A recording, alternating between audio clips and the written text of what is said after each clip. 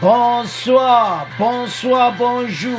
C'est RD Congo Basango Télévision Bande Konanga. Comme toujours, avant de commencer notre émission, nous disons merci à Dieu. Nous disons merci à nos chers abonnés et téléspectateurs qui nous suivent partout dans le monde et en RDC. Bande Konanga, soyez les bienvenus. L'émission Nabiso, autre sur l'ensemble, Masolo Yamboka. Alors, awana RD Congo Basango Télévision Bande Konanga. Tokobanda premier point avec liberté provisoire de François Beya refusée par la haute cour militaire. Bande Kotoko Yoka. Ndenge nini va refuser liberté provisoire à François Beya. Alors, tous à la connecter, toko développer on a masona biso. Deuxième point, chers téléspectateurs. Boyoka Oyo Martin Fayulu a levé la fachi sur les militaires rwandais à épice. Bande Kweza somme autant Boyoka Martin Fayulu. Bande Kotos à la connecter pour Fayulu pendant le levé la vie. Alors, tous à la connecter pour développer mon émission là-dessus. Alors, chers téléspectateurs, émission là-dessus Bande. Bande Ko. Toko Bande émission Oyo avec François Beya.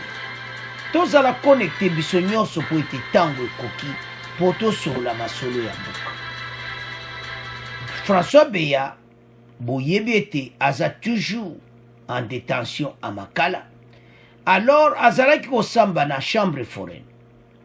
La haute cour militaire a rejeté vendredi 10 juin la demande de liberté provisoire pour François Beya. Liberté provisoire ne ba refuser ngo bandeko na haute cour militaire. L'ancien conseiller spécial du chef de l'État en matière de sécurité et ses 4 co-accusés. Une nouvelle requête de mise en liberté provisoire a été introduite par la défense lors de l'audience publique à la prison centrale de Makala. Bande qu'on a audition au Salamaki. Ce vendredi, François Beya a monakete à Senga liberté provisoire. Alors, Bango, monakete moyen, bandi ma liberté provisoire na yezati. On a refusé. Alors, si qu'on doit comprendre que situation est à Moboulou pour la François Beya. Donc, à ces pélités, tu as cause à refus, de développer une émission à Bissou. Bandeko François Beya a aidé Penambokati. Surtout dans la relation avec la sécurité en Boka. Dans la situation de Zanango. Même avec le Rwanda. Boulot na ezalaki nini en tant que conseiller spécial en matière de sécurité. Koutou, Mawatro. Et ça Mawa. Dans leur mémoire, les avocats de défense ont soulevé des expositions liées à l'incompétence de la haute cour de juger des prévenus, que ne lui sont pas justiciables. Ils ont avancé ainsi l'irrecevabilité de l'action du ministère public. Selon la défense, l'ancien conseiller spécial du chef de l'État en matière de sécurité était civil. En même temps, ces co-accusés qui ne sont pas des généraux ne peuvent pas tous être jugés à la haute cour militaire. Selon l'avocat, Balobiete et Lokobao Senga va libérer pour 1 asa civil, 2 bakoakize ne ba colonel baza ba générauté pour basam sabona haute cour militaire. Wana bargima bapesi. Selon la défense, bango bako jugé bango kunate. Les avocats s'appuient sur l'article 247, 246, 247 du Code judiciaire militaire, ainsi que sur l'article 156 de la Constitution pour évoquer cette exception d'incompétence de la Cour. Bamba Monique, le cola et sa haute cour bazo jugé été dont et sa incompétence. Le cola P ezali yango te donc bazo do incompétence totale c'est le banc yango bazo senga liberté mise à liberté provisoire bandeko justice basi ba yoki ba congolais eza moi passe ba PC yango ba monete justice biso côté liberté provisoire mawato alors François Beya n'andimi tata basala effort bakozwa ngo te. Avançons. Pourquoi le ministère public les a soustraits de leur juge naturel? Avez-vous vérifié si François Beya est civil ou militaire? Pourquoi les garder encore ici? S'interroge la défense. Pourquoi Yaza Namakal? Pourquoi ils ont gardé Yaza civil? Yaza militaire? Mais là, que situation est comme qui n'a autre juridiction parce que et à niveau moko il y a contre sécurité en mboka ba militaire bazana kati ya masolo c'est pour cela et monaki ndengi wana bande ko za som avançons bango batuni ba question pourquoi avez-vous vérifié si François Beya est civil ou militaire? Pourquoi les garder encore ici, s'interroge la défense. D'après les conseillers des prévenus, la loi n'a pas parlé à la Constitution a déjà tranché. Il affirme que si les juges persistent à proclamer leur compétence, ils produiraient une jurisprudence qui va nuire à la nation. Donc, on va condamner justice. Yango ba mone que justice a salaire yaza civilité pourquoi ba yeko sambisa et puis ba ko accuser ne baza ba colonel baza na droite ba sambisa ba ona autre bandeko ce dossier de Beya makambo ezebele ongana yo moeto yeba ezati Bande Koko Simba kozala conseiller chef de l'État en matière de sécurité et l'action. Topé cet exemple makambo tozala ngona Rwanda. François Beya moto ya clarifier fachi tala position boy, tala boy, tala boy. Tozala ko condamner fachi chef à bon voisinage. Mais il conseille c'est qu'il n'y a pas un problème avec le Rwanda. Bon ça la bien. Siko boko lobani top tozo lobango eza na sens wana lelo biso to mona Fatima be na ba point musuke voilà Fatima azaki vraiment très gentil na ba voisin mais akoyoka nani akoyoka François Beya conseiller spécial en matière de sécurité à l'Union président ba Rwandais baza mona problème teto za na biso Osomana bakama tozo pesa par exemple biso zalaka te le basulaka tozo pesa kaka ba suggestion parce qu'il y a un conseiller naïe en matière de sécurité donc c'est-à-dire un conseiller fati côté pe ba situation de Ouganda Rwanda ya ba frontière na biso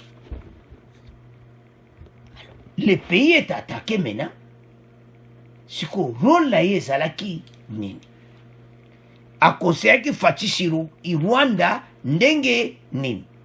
Toujours cet exemple là parce que maintenant tout ça un problème dans Rwanda. Mais donc c'est grave.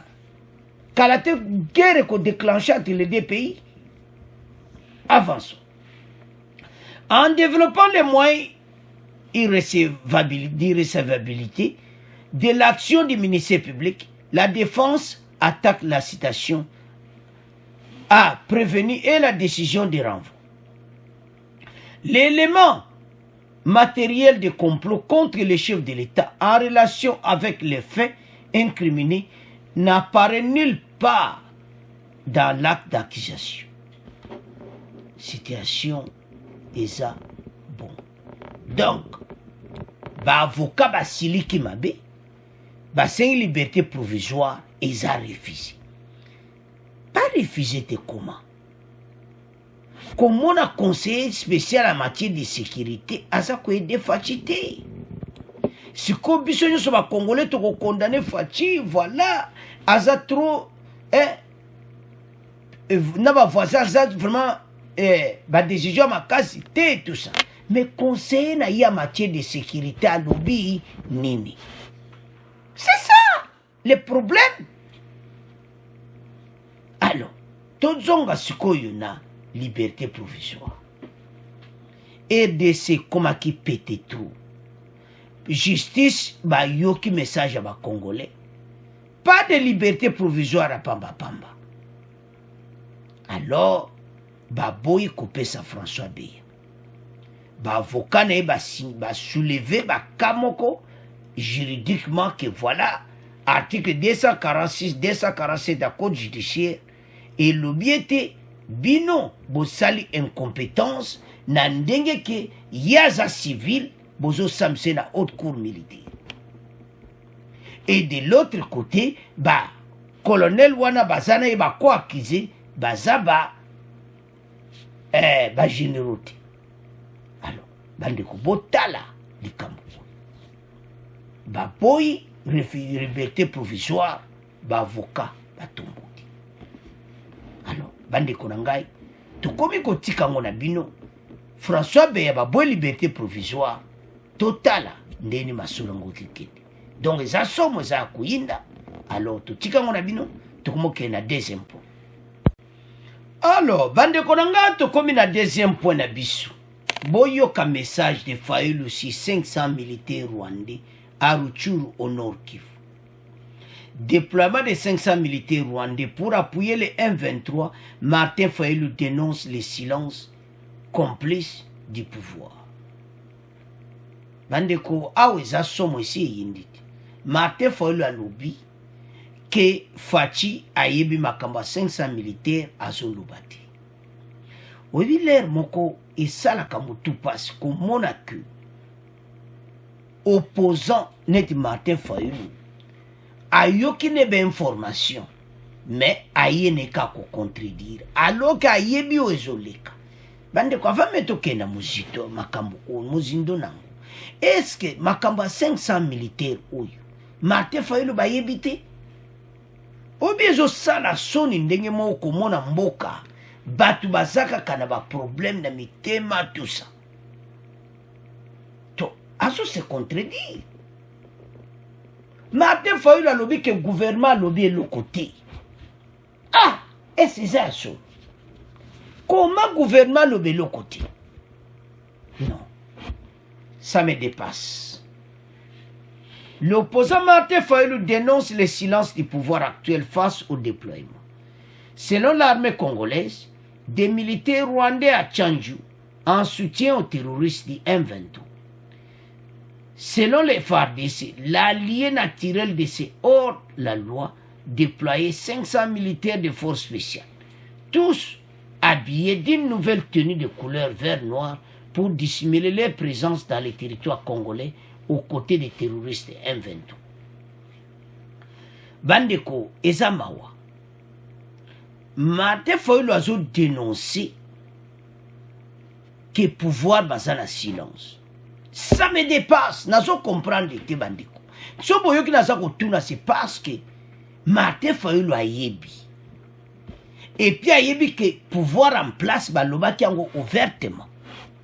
Mais si quoi za ko loba na biso maintenant que voilà azo regretter silence ya Fachi na gouvernement na.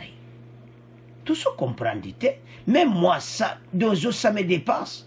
Comment Bango ba yebite, comment Martin Fayulu a dénoncé que le gouvernement va yebite? Pourquoi? Non, ce n'est pas possible. Avançons, bandeko nangai. En réaction, le président de l'ECID voit la complicité du pouvoir de Félix Tshisekedi dans ce silence assourdissant. Selon l'ECID, Bazo Monaki Fachi aza complice, il y a 500 Rwandais. Ah, en tout cas. Oui, parce que sont les Kelangai. Ce qui n'a tali opposition, n'a tali Martin Fayulu, n'a des bateaux bazo kene na mboko wapi. Bateau bazo kene na makamba boye wapi. Et comme que gouvernement comme silence. Pourquoi bandeko toujours le babon? Mikolo kato to tanga, bisope to tanga la kibino message ya FARDC officiellement, natutaire officiellement, batunyon so batangi, ba dénoncer entrée ya 500 Rwandais na territoire congolais. Lelo Martin Fayulu azoye la biso alobi ke gouvernement tika kolobati. Nzambe na ngai. Mutupasi. Toujours batté Martin Fayulu. Comment boke na mbokonde yini? Makambo ezaki publié et maintenant Martin Fayulu aza kolobaki azomona silence ya président Tshisekedi. Bandeko bolo banano. To lembi opposition na biso. Ba opposant ka bazana ba problème na mitema. Bazolo ba vérité. Non. Ce n'est pas possible. Oh là là. En réaction, le président de l'ECD voit que la complicité du pouvoir de Félix Tshisekedi dans ce silence assourdissant. Est-ce que Basana silence, c'est comme la nation?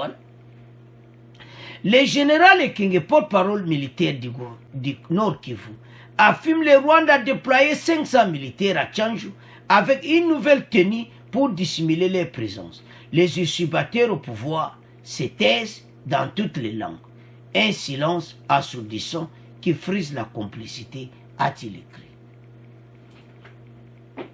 Donc, Madidi aloba aneka katika aloba. Et c'est ça normal makambo alobi. Ce qui fait de ça alobi, il faut faire ya koloba. Oh, bande ko to tika nanu makambo, to tala nanu la logique des choses. Selon Martin Fayulu, ndenge FARDC va dénoncer 500 militaires, il fallait fatiguer mon quoi loba. Et c'est ça normal. Et moko, bandeko bolimbi salé moso talo lobi. Ah, Martin Fayulu za mon lobby, peuple a Zolanda.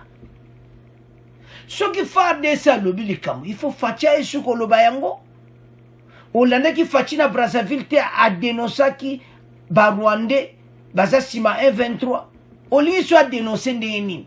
Est-ce que Martin Fayulu est sur Bozolanda mission? Est-ce que Bino botalaka réseaux sociaux? Botalaka ba message? Ce qui botalaka te bolanda boyoka. Bokene mène émission na biso to salaki le lundi dimanche pas semaine passée bolanda boyoka fatina oyo fachi yemo kwa personne à Zoloba. Siko o a 500 militaires ayali ce loba nini alors que FARDC basiba lobi. Bandeko, c'est ça le problème. Oyo ezana bandeko ya ici. Pona bango balobi lokola kaka FARDC muta lobi fachi a lobi ti et comme kumbu. Bandeko tomeka na kotala makambo oyo. Qu'est-ce qui se passe dans bandeko ici? Qu'est-ce qui se passe à Martin Fayulu? Toujours mon angoisse normalité. Pourquoi toujours le besoin normalité? Parce qu'il y a eu qui fait des salubi. Et puis il y a eu qui chef de l'État à l'ouest Makambo tant à quelqu'un à Brazzaville. Yé moko.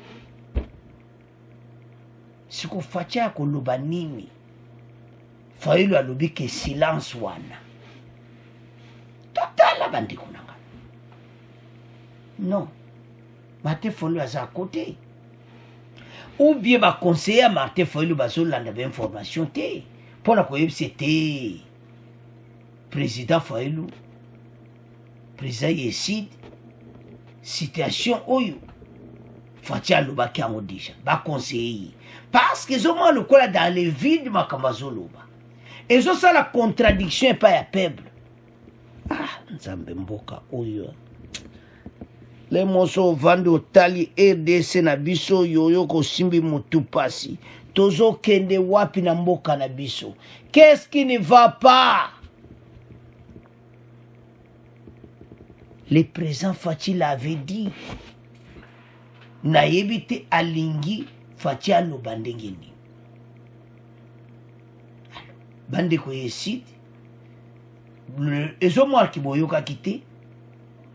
totiela bino nano yango pour comprendre que Fachi alobaki bon to continuer mission na biso. Ce combat, le président de la République s'est dit très affecté par la situation sécuritaire alarmante qui prévaut à l'est du pays, aggravée par les affrontements entre les FARDC et les M23. Pour Félix Tshisekedi, sa volonté de construire des ponts plutôt que des murs et le fait qu'il ait toujours privilégié la paix, la fraternité et la solidarité entre peuples de la région ne peuvent pas être considérés comme une faiblesse. D'après lui, il n'y a l'ombre d'aucun doute que le Rwanda a appuyé les M23 dans l'agression contre la RDC. Le chef de l'État l'a dit hier dimanche au cours d'une conférence de presse conjointement animée avec son homologue Denis Sassou Nguesso. C'était à Oyo, dans le département de la Cuvette, en République du Congo. Le président de la République est allé solliciter l'implication de son homologue du Congo-Brazzaville pour qu'une solution soit trouvée à cette crise. On l'écoute dans cet extrait sélectionné par Élisée Chikota Chivweta. J'ai toujours soutenu qu'il fallait plutôt construire des ponts au lieu de construire des murs. Ça a toujours été mon définitif. Malheureusement, aujourd'hui, nous en sommes là où nous sommes. Je suis le premier affecté, comme je le disais, et j'espère que la situation n'en restera pas là. Ce que je voulais simplement dire, c'est que le fait de vouloir la paix, la fraternité, la solidarité n'est pas une faiblesse. Ça, on doit le savoir. La République démocratique du Congo que je dirige et celle que je veux voir, c'est un pays où règne la paix, la sécurité, l'hospitalité, parce que notre pays a toujours été, et cela ne doit pas constituer une occasion pour des voisins de venir nous provoquer. Donc j'espère que le Rwanda a retenu cette leçon, parce qu'aujourd'hui c'est clair, il n'y a pas de doute, le Rwanda a soutenu le M23 pour venir agresser la République démocratique du Congo. Et j'en sais pour preuve le simple fait qu'en 2013, les mêmes M23 avaient été totalement défaits et leur arsenal avait été confisqué. Si aujourd'hui ils ont repris du poil de la bête, ça veut dire qu'ils sont partis de quelque part. Tout en saluant. Alors, bande konangato landi biso nyonso. Message ezaki vraiment clair. Bandeko situation oyo. Eza situation moko nazo regretter position ya opposition Martin Fayulu. Fachi ye wana alobi bato esid bolandi. Alobaki yango depuis wana eza ya kala na Brazzaville. Mais Martin Fayulu Fachi bavanaka a silence, Fachi alobaka te. Donc eza complot. Oya 500 militaires, FARDC alobi Fachi ya lisusu aloba bandeko na ngai. Bozana na place à président de la République. Yaza wana te po alobaka nyonso bato ne bazali. Tangu Patrick Muyaya alobi, eza Fachi moto alobi, porte-parole du gouvernement. Tangu ba généraux na biso balobi likambo, c'est-à-dire Fachi ayebi yango alobi. Sikoyo ba selon Martin Fayulu alingi ndenge boyoki Fachi wana, Fachi aleso aloba na 500 militaires. Et puis alobi passe makambo ebele to tiete azoloba ke le silence ya gouvernement ezolakisa ke baza complot. Sikoyo message a toyoki wana sikoyo sa silence ya gouvernement Fachi alobaki yango semaine passée. Message sikoyo bandeko esid biso nyonso tolandi soki tozoloba toza contre opposition. Oui, mais botala bino moko. Awa tozo loba tozo milier tozo likambo na mesa. Martin Fayulu. Fachi asali nini? Fachi aloba nini alors que asi alobaki na oyo to tieli bato ya esid po bayoka ke Fachi pe alobaki. Message wana eza ya kala. Sikoyo. Selon parti à Martin Fayulu, le quoi les 500 militaires bakoti, le quoi la FARDC a dénoncé officiellement, batu nyonso ba dénoncé, sikoyo alingi Fachi akolo. Mais tant officiellement, général ya FARDC alobi, un général ekengi. mais ya koloba suni botala. C'est ça le problème oyo toza nango na mboka. Bandeko ntango koyokana eza te, bato bazobomana entre bando, bato bazoyokana te, eza mawa. Selon Martin Fayulu, eza silence assourdissant. Il y a parti au pouvoir Félix Antoine Tshisekedi Tshilombo. Les CIDE balobike et baza en complicité. Le général Ekang, porte-parole militaire du Nord Kivu, affirme le Rwanda a déployé 500 militaires à Tchanju.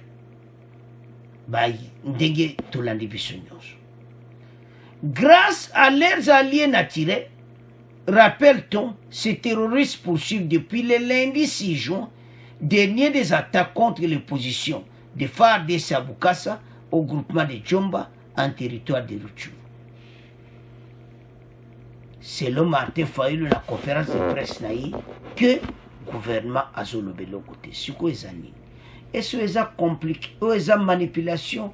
Ou est-ce autolobaka incompréhension? Ou est-ce manque d'information? Bande kobo zalata na place à dossier. Est-ce que vraiment président na biso azolobate? Tozo kende wapi? Tozo mema mboka wapi? Bande koto telema. Dossier oyo ezo senga ete ba Congolais ba telema. Parce que trop c'est trop. Koto landi wana. Ce qu'on ne comprend pas, ezali ba opposition na biso na EDC et comment le kola ennemi. Alors que na ba kabui, Martin Fayulu na fati fale ba soulaka. Katumbi na Fayulu l'air nyoso ba soulaka. FCC, PPRD l'air nyoso ba soulaka. Mais on n'en parle pas. Kaka Kouya devant caméra, voilà, Martin Fayulu a l'oubli que situation oyo, gouvernement a complot pour bavanini. Bandeko eza vérité ti. Ya honte je ça va congolais que to même mboka oyo wapi. Alors, bandeko esid sikoyo boyoki ke fatia lobaki na yi. Siko bino bolingi soya siko loba. Na makambo dossier à Rwanda fatia lobaki polele bat nyoso bayebi. Mais bolingi lisoya ko loba nini sur les 500 militaires. Et l'autre ntoyel sabine si des amoko. Que to lukato zala bomoko ya mboka. To bossa na le passé bakanda ba nini to bwaka umo panzi. Et comme tant to bunda pona aider si le pays est occupé. Kobenga fati complot, c'est trop dur.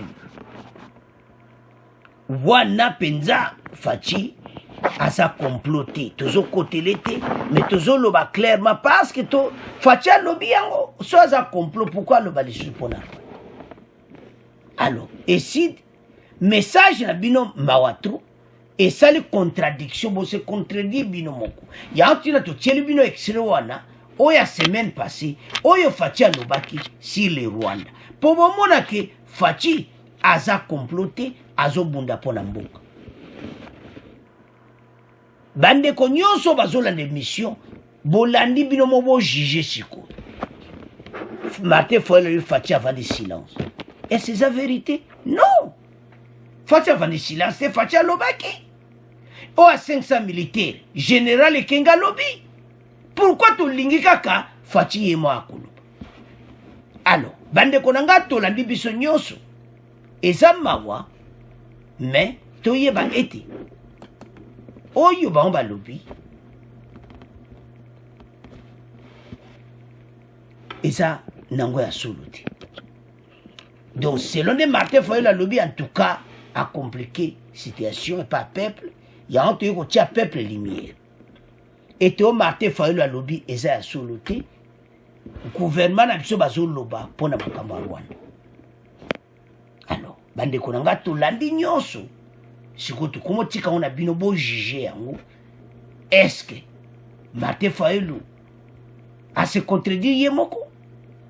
Alors tokomotika ngo na bino bokontinue kosabone na chaîne RD Congo Basango Télévision. Chaque fois bémission ezali tokotia pe awa.